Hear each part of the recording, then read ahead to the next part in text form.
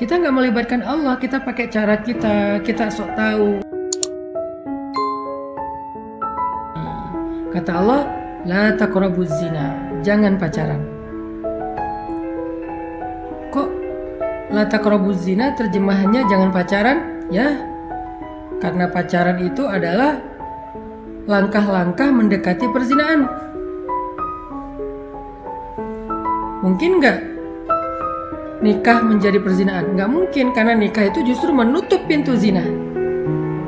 Nikah menutup pintu zina, karena orang yang melakukan hubungan suami istri setelah menikah nggak disebut berzina, disebut malah di sisi Allah.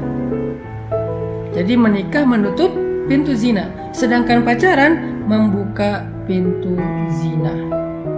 Ada yang sampai masuk ke dalam jebakan syaitan itu dalam banget, jebakan syaitan itu jauh banget. Ada yang masuknya setengah, ada yang masuknya di depan.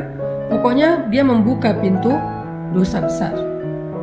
Sehingga Allah mengatakan la taqrabuz zina. Saya menerjemahkannya dalam bentuk tafsir, jangan pacaran. La taqrabuz zina, jangan pacaran. Kita bilang enggak kok, pacaran enggak gitu, enggak akan membuat kita sejauh itu. Saya ngertilah, saya insya Allah sanggup menjaga diri dan segala macam. Saya percaya kok sama anak saya percaya kok sama pasangan saya dan segala macam. Siapa yang lebih tahu, kita atau Allah? Siapa yang lebih mengerti, kita atau Allah? Sehingga kita balikin lagi kepada surat Al-Fatihah. Ihdinas siratal mustaqim. Tunjukkan saya jalan yang lurus ya Allah. Kata Allah dalam urusan jodoh, la taqrabuz zina, jangan dekati zina. Kalaupun itu menjadi jodohmu, maka kehilangan berkah, nanti banyak masalah. Atau kalau kamu punya masalah, Allah gak akan terlibat dan membantumu.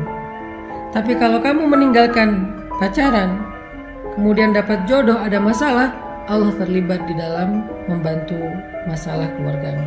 Allah pernah terlibat membantu Hafsah radhiyallahu anha ketika ada masalah dengan Nabi. Terlibat dalam membantu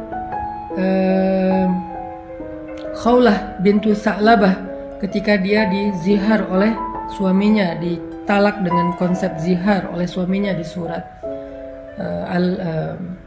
Al-Mujadilah. Allah membantu Hafsah di surat At-Talaq. Allah membantu Sayyidah Aisyah di dalam surat At-Tahrim, dan banyak lagi ayat-ayat Allah terlibat membantu permasalahan rumah tangga Nabi dan para sahabat. Kenapa Allah sampai turun tangan dalam masalah rumah tangga?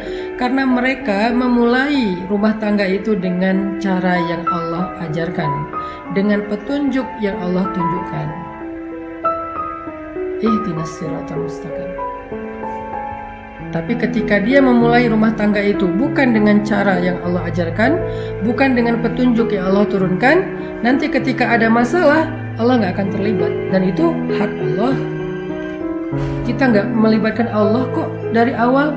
Kenapa kita maksain Allah terlibat di tengah atau di akhir? Kan gak fair dong.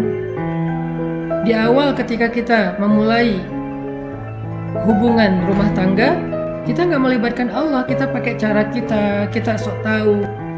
Nanti di tengah kita melibatkan Allah, kita maksa Allah kok gak bantu saya. Kan dari awal gak kita libatkan. Kalau kita libatkan Allah dari awal, kita nanya, ya Allah, cara dapat jodoh yang benar tuh gimana? Allah bilang jangan pacaran. Terus caranya ta'aruf. Ta'aruf itu ada fikihnya. Ikuti aja fikih itu. Kalau belum berhasil, sabar dulu, Allah sediakan yang lebih baik. Kalau belum datang juga, sabar dulu. Berarti yang lagi disiapkan itu istimewa, makanya butuh waktu. Sampai ketemu, nanti ada masalah, Allah akan terlibat dalam menyelesaikan masalah kita atau bahkan membela kita. Karena kenapa? Kita libatkan Allah dari awal. Gimana melibatkan Allah dari awal? Ikutin petunjuk yang Allah sudah turunkan.